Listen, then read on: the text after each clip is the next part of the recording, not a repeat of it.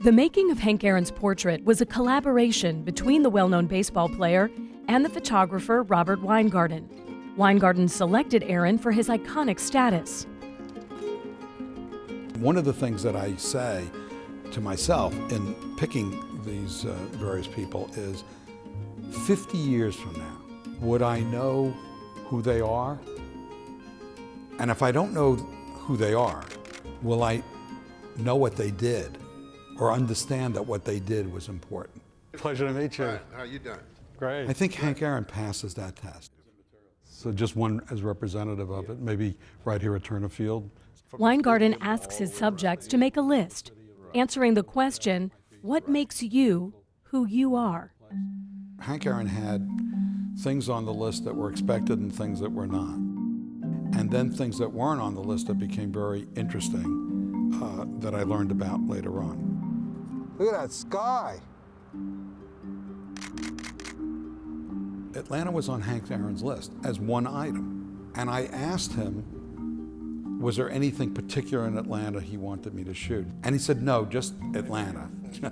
I just connect to the city and it's important to my life, it's important to me. And so anything you do in Atlanta works. He evidently fished with his mother where he grew up, and fishing is an important part of his life, and so that was on his list and unexpected. I was very taken by seeing a railroad car that he went around in as the Braves played in different cities. And inquiring about that, I learned that the need for the railroad car was, in those days, there were a lot of hotels that wouldn't take blacks. And so he had to sleep in the railroad car. That railroad car is in the final image, and it's an important part of that image. I learned that the actual baseball that was the 715th home run exists at Turner Field.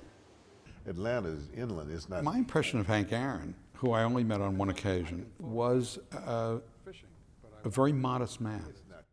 Weingarten's subjects are not physically seen in their portrait. Rather, it's a summary of both personal and public life experiences that are depicted. What I'm trying to do is reconstruct the seat that would have been here. The portrait unbound is asking the subject how they see themselves.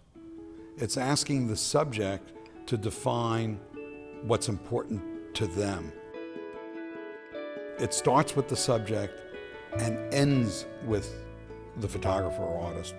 It's a whole different interpretive medium.